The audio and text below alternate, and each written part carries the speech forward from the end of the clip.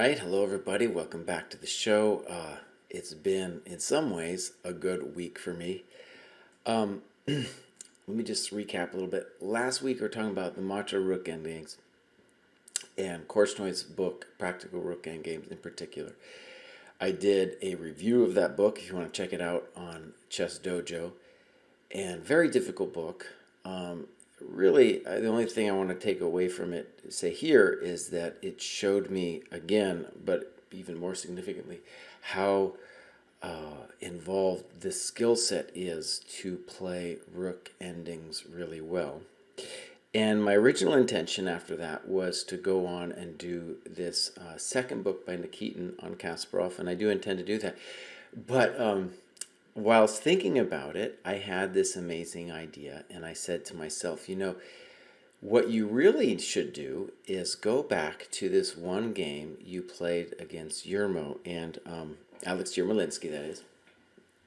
And it caught my attention from a number of respects. One, I remember it as an ending where I was winning and then failed to convert. This is at the U.S. Championship 2010. And also, interestingly, I remember kind of a smirk on Yermo's face in the game analysis, as in there was something about rook endings that I didn't fundamentally understand. And in particular, if my memory serves me right, it was that I made a materialistic decision towards the end of the game. And of course, time pressure and all that stuff is going on. But that's why it's so important to kind of study the rook endgames in advance. And the other interesting thing about it is that I think of all the U.S. players, Yermo is the one who is really strong in endings. And I've had a couple of very interesting endings with Yermo over the years. So this one caught my eye as, just an interesting game to look at. And with the Rook ending book, I realized too, it's like, oh, right, instead of focusing on like a full game, you should just do the Rook ending. Well, what happened was I went to this game and I said to myself, holy moly, what a really interesting game to review. And so what I'm going to do is I've already spent, 10 pages in the notebook looking at the beginning phase of this game. I'm not even at the Rook ending yet. So I'm definitely wanting to spend some time on this game. And one thing I want to say immediately that I think is important, that both as a confession and for people to understand, is that 2010, after this tournament, I failed to go over my games. And I want to be open about that because I know that it is very difficult for people to actually go over their games. And definitely there have been various times in my chess life where I haven't gone over my games, and it was really only around 2004 when I was trying to become a GM that I really understood even how important it was. But I want to mention that because I have several students that find it very difficult to go over their games, and I have a grief as well. But I want to say the hardest part is just starting it. And the other interesting thing in hindsight about 2010 was I was living in a spot where I didn't really have like a desk like I have now.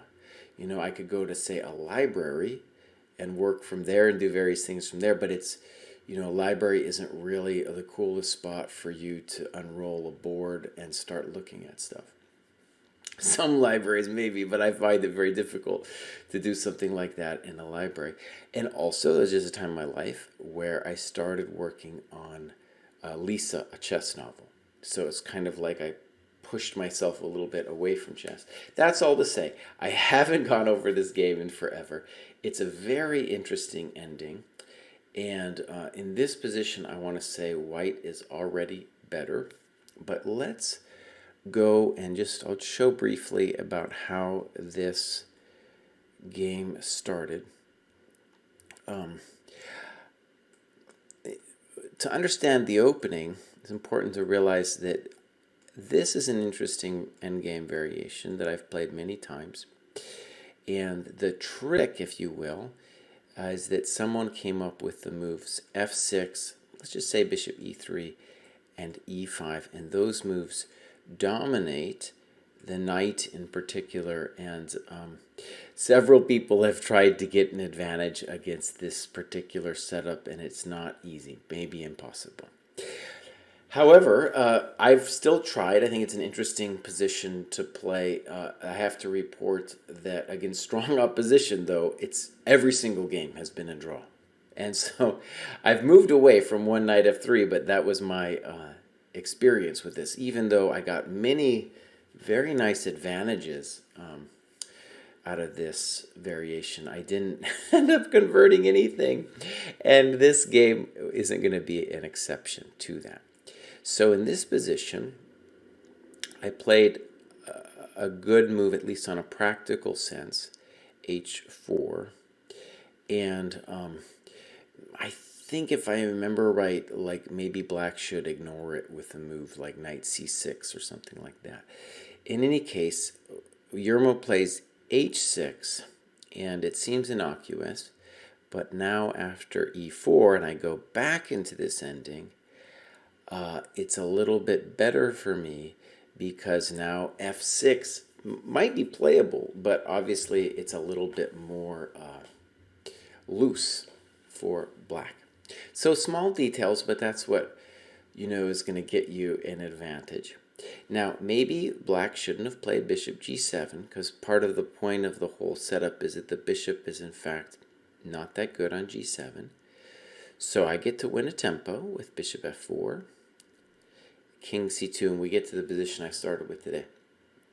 Let me just say I think white definitely has a pleasant advantage. At some point, maybe on the analysis, I'll get Josh Friedel in, and when I was analyzing it, but myself, I haven't turned on the computer or anything. I said to myself, Josh will probably say this is equal. Check out Josh Friedel on the Twitch. He's got a lot of cool stuff going on that's interesting. Anyways, he'll join me at some point to talk about this game. But I just feel like my king's better, my development's better, the bishop on g7 is poor, everything is going my way.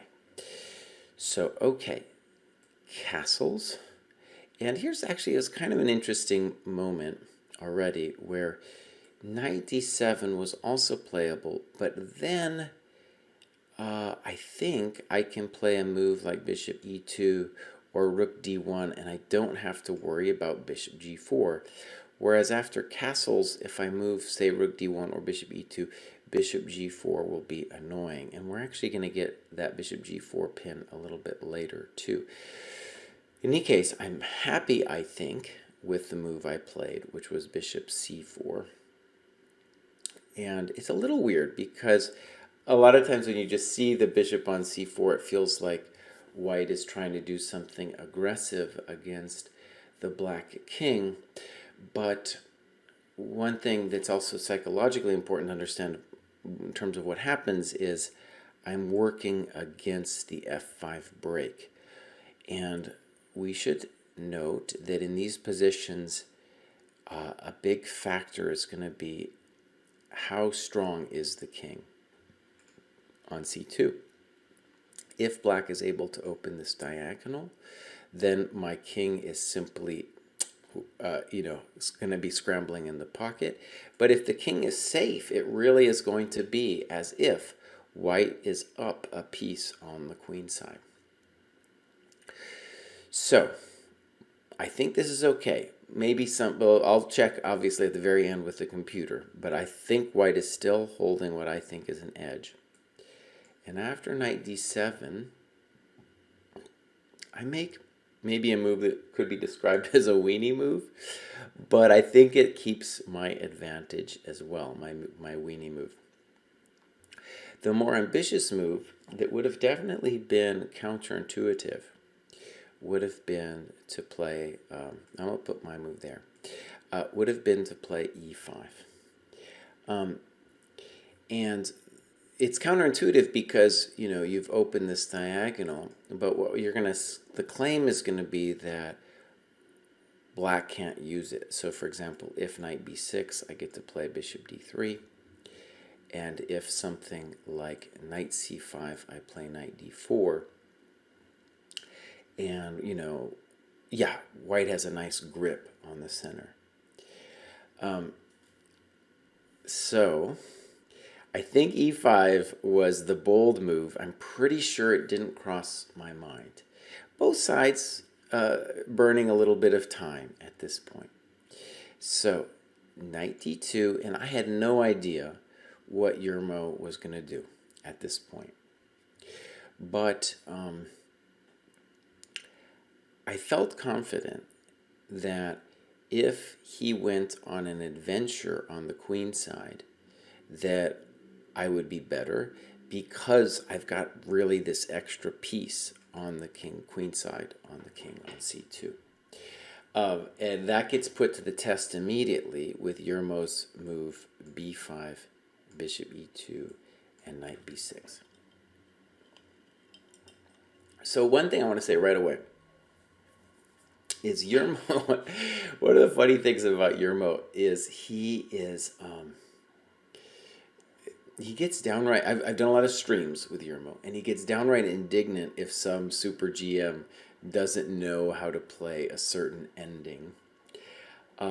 Like, for example, some kind of algorithm where it's bishop and rook against rook or something like that. Some kind of algorithm ending where you learn that kind of thing in the Dvoretsky manual, say, or other endgame books. But one funny thing about, I think, all endings, or most endings, in fact, let's say 90 plus percentage of endings, is they're more like this. There's this very interesting maneuvering phase where both sides are going to have to be thinking about deep kinds of plans and what's going on. And the whole algorithm stuff might not even happen. In fact, usually doesn't. Okay, so in this position, I make my first mistake that throws away my advantage. I was obsessed with stopping f5 for the reasons of this opening and also potentially opening up the f file. Now, I think, okay, I've done a lot of analysis here over the last couple of days, and I think what I should have done, I'll show you what I did. I played g4. I think what I should have done is I should have played knight b3 immediately. And where that's anti-intuitive is you allow f5, and it seems like black is getting everything he wants with knight d5. But as far as I can tell, after g3, white is, I don't know if I want to call, well, he's better. He's better because we have the weaknesses on the queen side and the bishop on g7 is out. He could also play bishop e6, and then I believe I was looking at things like this, and letting him take. I can play rook e1, knight d4, knight c5. Several moves here. I think rook e1 is the best. Several moves here make sense for white. So it was counterintuitive because you're giving up the bishop and you're allowing the potential doubling of pawns here. And I didn't even consider this idea. Interestingly, I didn't consider it until I realized that g4 doesn't promise an advantage. And I think what g4 ultimately is a case, ideal, well, not ideal, is a good example of the saying the threat is greater than the execution. So the threat being f5, and now I'm creating grief with my structure, but also I'm taking time. I'm taking time to play g4. Anyways, I play g4, and Yermo plays bishop e6, and I wasn't entirely sure yet what Yermo was even going to be up to here. I'm pretty sure, even though this was like 10 years ago. In fact, almost exactly, a little bit, yeah, actually at this point, 10 years ago in a month. It was in May 2010. I was definitely still confident that I had the advantage. Now, my next move, at the time I felt it was the move that threw away my advantage, but like I said, I think knight b3 did. I played g5, and what this is going to mostly do is stop f5 completely. And I didn't see what black had coming next. Now, after the game, I spent a lot of time on bishop e3 with the notion that now at least I can think about f4, f5. The weird thing about this, though, is that every time I play f4, then f5 on his part actually becomes kind of strong. So, for example, knight a4, and if f4 now, then there's b4, which is a little bit annoying. So I was thinking, for example, of, well, let's just do f4, b4. I think I got to do this. And now a good move for black, I think, is either takes on c3 first or takes on d4 and then f5. And I couldn't find a way for white to get an advantage here, even though it looks like there should be one. And part of the problem is that pawn on f4 doesn't necessarily want to be there. And notice that the pawn on g4 is actually making it easier for the rook on f8 to kind of get involved. And at first when I saw this, I thought for sure I had an advantage with something like snip, snip here, and maybe even here, but I really couldn't find anything. So, and also, let's just add that he can throw in this business as well, and then play takes and f5. And again, I couldn't really find anything. This is probably more accurate for black, actually.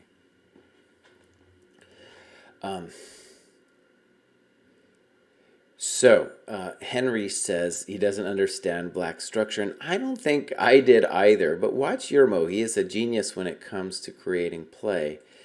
And so I played g5, h5, bishop e3, and knight a4. Okay. So then as now, my first impression was that black's violence with b4 is the intention. That with b4 shouldn't really pan out because I have an extra piece on c2 against, on the queen side, basically. But this is, in fact, very hard to meet, this b4 idea. And I am not really, I don't have a lot of time to be doing stuff myself. Now, in this position, I definitely make a serious error, and I play a3. And I can tell you exactly how I made this error. I don't know, it's serious, but it affects the position. Like maybe I'm a touch worse now after a3. Is that I said some kind of story of like, well, if he's going to open up the a file, I want my rook to be open. That's one part of it. And I don't want my pawn on a2 to be a blot for the bishop on e6 to hit me. So that was my motivation with a3. And I'll show you, I think, what I should have done here is I should have played bishop d4, let's say b4, and knight b3. And we could have also, actually, on bishop d4, another variation maybe is better for him, could have been bishop takes, pawn takes, rook f d8, and knight b3.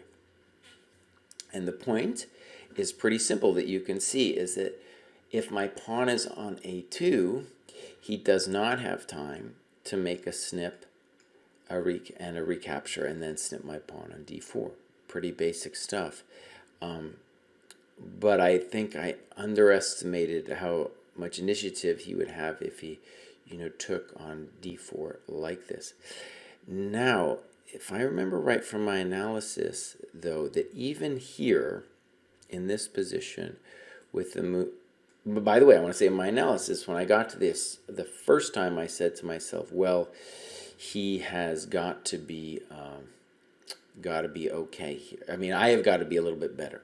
But after rook a c8, I couldn't find anything significant for me at all, because c5 is going to come, and it's going to be definitely a little bit annoying. So I think this would have been, let's call it roughly equal, if I had played this way. Okay, so this is kind of the first stage of the game where I go from very nice opening position to a couple small missteps. I think two missteps, one with g4 and one now with a3, where I'm going to be slightly worse. But the whole thing that's fascinating both about being in the game itself and the analysis is I'm not entirely sure I am worse. It wouldn't surprise me if I turn on the computer and the computer says I'm still totally fine. But I'll say it, at the very least from a practical standpoint, I'm worse here. And I want to say this is mostly for my own benefit, as is just about everything I do on this Wednesday show, that, going over an endgame like this, really powerful stuff for playing any kind of ending in an over-the-board situation. And when I dream about making a comeback, it definitely is going to be a lot of positions like this where I hope to outplay my opponents from, let's say, this is an equal position, I feel. And again, let's say credit to Yermo for putting pressure on me, because here I think he's equalized, and now the pressure means that I make a small mistake with a3. Okay, here we go. a5, good move. And now I find nothing better than bishop d4. Bishop takes, pawn takes, rook fd8, and now you see the difference. If knight b3, then simply bishop takes, king takes, rook takes d4, probably a lost position, actually almost certainly. So knight f3 is forced, at least I thought it was, and now bishop g4, exclam, and I want to say it's interesting to think about how I felt in the game. I definitely must have said to myself something like, well, the bishop on g4 is annoying, but the long-term trend seems like it's still in my favor, because in many ways I'm playing up a piece, because my king on c2 is doing something and the king on g8 is doing absolutely nothing, right? So that was my gut take then, and close, I mean, now as well, it's definitely a thought. Okay, so I played the natural move. Let's call rook hd1 the natural move. And in the analysis, I spent some time with this move. And the point of this move would be that I intend now to play rook he1 and then relieve the bishop with like knight e5, where the knight will also be active. I can always play knight g1, but my knight is simply terrible when I do that. Okay, let me just show this variation, because I think it shows a lot of some of the ideas here, and it was difficult for me to kind of suss out. I think black's only attempt now is to use the fact that the rook is not on the a file, and rook he1 is a significant improvement. If, like, let's say he plays rook ac8, like in the game, I'll just show you the game went like this. Then I definitely should, if he's going to do it this way, then I should definitely do this. Huge improvement over the game. And we'll see why in a little bit.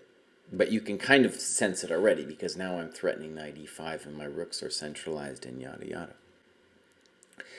So rook hd1, rook ad1, b4. Now I thought this variation was instructive. King b3, knight b6, pawn takes, rook db8. And I think he is still a little bit better. Is it complicated? Absolutely. But this is an example of the kind of thing he's been up to the entire time, which is to turn my king from a strength into a weakness. Sample variation might be rook a1, check to the miserable king, and then some kind of terrible business like this. And I think I will be in trouble. Knight a4 at the very, knight a4. My God, this is not what I wanted, obviously, right? Okay, so that would have been, I think, rook ad1 b4 would definitely be an exclam move because it's not something that at first you can see all the way through that the compensation is going to work. But I think you've got to do it if I play rook ad1.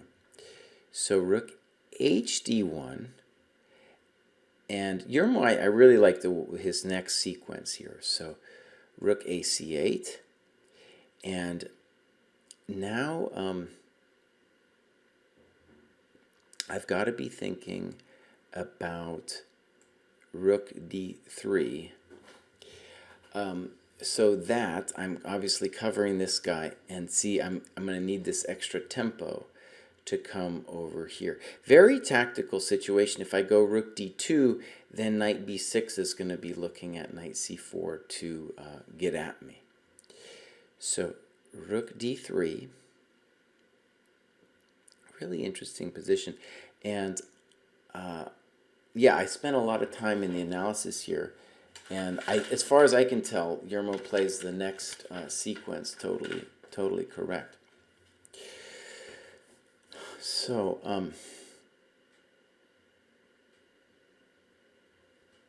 just give me a second here. I actually even got this a little bit wrong. Rook hd1, he plays knight b6. I think that's why I had to look. I was like, wait a second, Kraai, what are you doing? Right, so knight b6, it was a surprising move to me during the game, and it's a good example just of chess maturity. The knight on a4 is aggressive looking, but after rook hd1, it's run its course and needs to find some other role in the game. And I think that him trying to find a role is what gets him in trouble, what gets Yermo in trouble in a little bit. So rook t3, rook ac8, rook e1, and here another nice move from Yermo. c5. As far as I can tell, I'm going to need to take on, I have to push the pawn. d5. If I take, if I do something like this, yeah, this is all bad news here. With king takes and stuff. For example, check to the miserable king, and if I go here, there's this business. If king d3, there's this business. If on king d2, probably more than one move, but that's at the very least an advantage for him as well. So I've got to push. He pushes. Rook d1, and let's just take a step back and think about the situation for a second. My king is definitely now, with this pawn on c4, under pressure. And black has played really energetically to get, at the very least, a pleasant position. And by that I mean, it's clear to me now that I think black is better, and if you're playing in a real game, you wouldn't be entirely certain, and the reason to not know is that maybe the king is just this magical animal who is basically active, an extra piece on the board while the black king is not.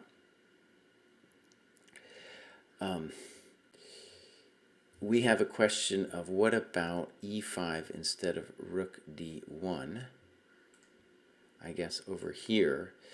And right, I think that would be really problematic.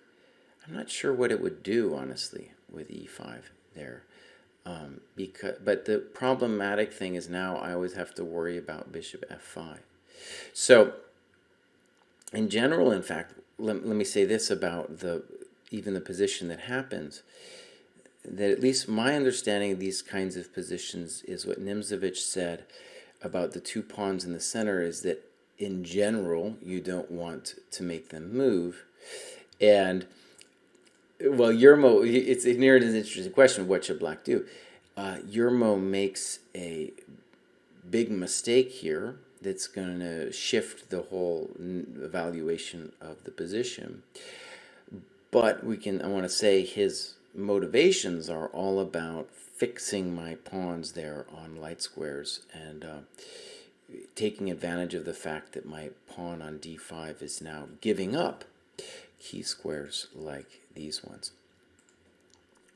So I spent a lot of time in this position in the analysis, and I'm pretty certain now that the best move for Yermo would have been bishop d7.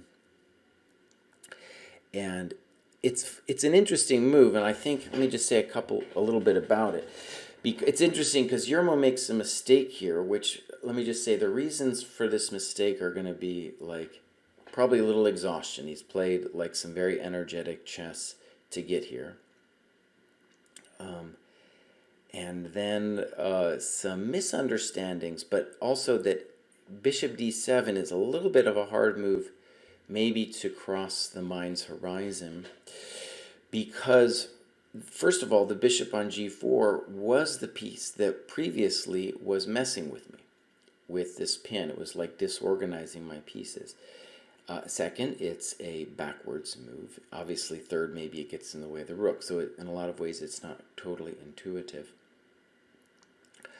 And at first, I wasn't certain that this was going to give black an advantage. So let me just show a couple variations. The first one being the question of knight e5. Here, I think black has two good moves. I'm not even sure which one is correct, but one of them is to play b4. There's no time for ab because of bishop a4. So snip, check, let's say something like b1 or c1, and rook takes d7. And here I feel pretty good about black because of plans like knight a4 followed by c3. Looks very hard to meet. So he's got that choice. Or maybe even simpler, just play bishop e8 and play b4 next move. I don't know which of those is better for black. Let's just leave that to black, though. That's not all I need to know is that he's better in one of those variations, one or both. Okay, and the other variation I spent some time with here was maybe d6. That's something to be annoyed by. But I came up with snip here, bishop c6, and again it seems like I'm getting persecuted. If rook d8, there's bishop e4 as an in-between move, so that's really annoying. Okay, so now we're going to go to phase 2, if you like, of this game, where Yermo's going to make a mistake. And then there's real questions of like how bad his position is after he makes this mistake. So, bishop f3, and now e5. So I want to first just honor what he was thinking, which is now he's saying he's going to lock my light squares and then going to start persecuting me with b4 and the rest of it, right? Someone mentioned, I think Henry mentioned e5 earlier, and right now, yes, now now you've got to worry about e5. So he snips and e5, and to put it in principle terms, I think the reasons why Black should be suspect about this plan is, one, he is playing on my strong side of the board, the king side. Two, he's giving me the chance to open the position, and that gets really dangerous for a couple of reasons. One, my king is still there as a very powerful piece, and of course my bishop, if it can get free, really wants to get free. So now I played, I think, a good sequence of moves. I took, bishop g2. I'm sure Yermo saw this, and now he plays e5. And at a superficial glance, it does look like the guy has done himself a favor, because he's saying to himself, well, if bishop h3, I'm going to do something like snip and rook f8, and I'm going to be the one who is having all the fun. Now, maybe this position is also a little bit complicated, but I think what I did was better. I said, all right, I am instead going to play f4. Let's promote that. And I'm going to give you this pawn, and in return you won't have the weakness to hit me with, and I am going to have a passed pawn of my own. Now, this is I like this decision I made a lot, but it's funny when I'm looking at it with the variations. It is incredibly complicated. And the decision itself really fundamentally intuitive. And part of it that has to be mentioned here is what White is looking forward to is a good Fischer ending. And by Fischer ending, what we're talking about is rook and bishop against rook and knight. And the basic idea is, and very much applies to this position, is that the bishop is stronger than the knight because it controls more squares, and the rook will complement the bishop because the rook can attack the dark squares. And in particular, what you're hoping for in a lot of the Fischer endings is the domination of the knight. And you can see it here, where it's going to be the knight on b6 is very much curtailed, whereas the bishop on h3 is doing stuff in addition to curtailing the knight. So for example, the knight might want these two squares, but the bishop is also getting this square, and let's mention it's very significant that it's controlling the queening square as well. Okay, so in this position, I think Yermo makes, at the very least, a practical mistake. And he plays snip, snip, rook c6. And it's true that if I get the rook to d6, I'm going to be very strong. And I think what I'm going to do is I'm going to cover this variation next week, because this is where we're going to get to the Macho ending. Like I said before, the inspiration for doing this game was just the idea of the Macho ending that's going to happen here in this game. In particular, it's going to later become a Macho Rook ending, where I as I remember it, I get outplayed. But again, I haven't even got to there. I'll probably get there next week, and maybe Josh Friedel can tell me some stuff. But what I want to finish the show with today is asking, how bad is it for Black if he plays rook b8? And I spent a long time on this, and one of the things I want to say first, just to introduce the position, is that the fundamental problem of the way he played it was he gave me the d file. And what happens here is he does not give me the d file. I think the variation that I kind of sort of remember thinking about, but it's not totally clear to me, is after 10 years, that this is what I was thinking, was something like this: e5, f3, rook d6. And the point is really going to be something like rook takes, and there's no knight d5 because of bishop e6. And if I'm threatening d7, and if a move like rook d8, I'm going to play probably rook e6. And I think I looked at something like king g7, and I believe d7.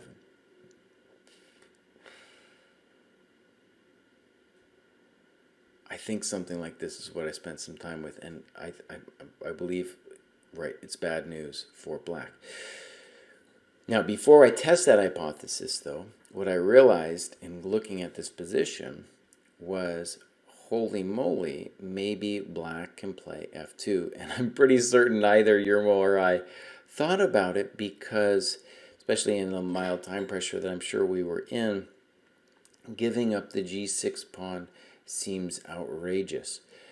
But in compensation for this pawn, I can't play bishop f5 because this is hanging. In compensation for this pawn, my rook on h6 is a little bit funky, and the f2 pawn is very annoying. And so as an example of a variation, let's say rook f1, knight d5 exclam, rook f2, check, and white might think he's getting away, but in fact he's now losing. Just absolute, I assume just absolutely lost. If AB, let's say I play rook a, this is all she wrote. So that became, so then in the analysis, this becomes like the critical question after rook b8. Definitely by far the more testing move. And now the question arises, well, do I have anything in this position at all?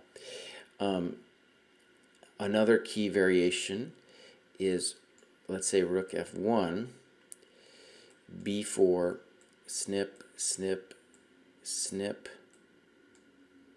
snip, rook f8. Now, black might even have better than this, but the main point of it for me is that I'm just not better here because the rooks are getting traded off. For sure, they're getting traded off. I can check on e6 first. I don't think it makes a difference. And I don't think black has anything to worry about here. Nothing at all, because I can't really approach the pawns. And maybe I have to worry eventually about the knight just dancing all over me. So that's not working either. So, yeah, really fascinating question here. I did come up with some variations that I'm not even sure about, but I'm gonna. This, by the way, this is my famous notebook, and I don't know if you can see it there. I think it's the best, definitely the best training I've ever done, and one variation that I think maybe is the best is e5, f3, rook d6, f2, rook over, rook takes, let's say king g7. He might be able to play b4, but let's play king g7, and rook f6. Now, I want to stress, I am not sure about this, but I think white at least has a chance for a small advantage. And I want to stress small there because, right, there's all kinds of things going on here that are not clear to me. Yeah, there's all kinds of stuff happening here that I'm not sure about. But for example, rook f8, rook takes, f1, snip, snip. We could check first if we like. and then rook b5. White is the one with chances. In fact, this would be another Macho Rook endgame. And if I decide that this is like the best I've got or something, then maybe I would pursue that. Let's look at it again. E5, F3. There's other moves besides F3, but this is the one that definitely I found the most annoying with pushing for F2. On rook takes d6, by the way, right, like I showed, I have chances for an advantage there too. Rook e d1, snip, snip, man oh man, yeah, it's really fascinating. And I'm going to look, so for next week I'm going to look at b4. I don't think that really works, but then I'm also going to spend some time, say, on this position, where, you know, I'm also worrying about the knight d5s of the world as well here, right? So many things going on, and maybe too, in this position, b4, snip, snip, let's say king h7, there's no bishop f5, and rook f6 now looks good. There's some interesting things here too, though. For example, b3 and maybe king c3 is well, king c3, knight d5. Maybe this works out for black. For example, king d2, c3. I'm not totally certain what's going on here. I do believe, though, that this is my chance for the advantage. Chess with Hess. Chess with Hess, that's pretty good.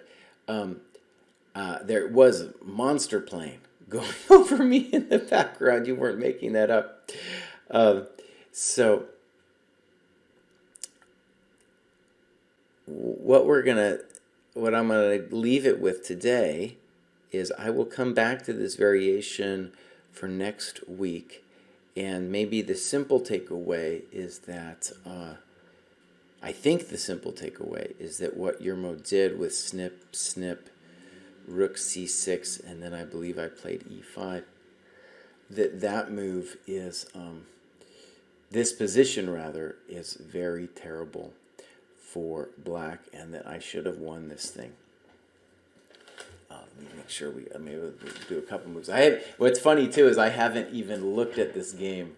I haven't even looked at the rest of the game. I just know, I just know from my memory of it that I blew the ending. So, yeah, e5, it went like this. Rook d4, king e7, rook f4, beautiful position, and then Yermo wisely says it's time to give up the knight and go basically down into this terrible ending here. Anyway, so we'll look at this Rook endgame next week, where I believe I'm winning, and at least just superficially looking at it, it does look very much like a Macho Rook endgame. So we'll get to it next time around. Till then, overgrown farmer samurai enters. This is pretty cool. Gets conched on head with jar. Kurosawa chuckles. I need to rewatch The Seven Samurai. Maybe even one cool thing is maybe I could steal a clip from The Seven Samurai to use as an intro to this fair channel here. Okay, with that said, I'm going to leave it there, and I'll be back next week. I'll try to cover the Rook endgame as some kind of YouTube lecture, hopefully.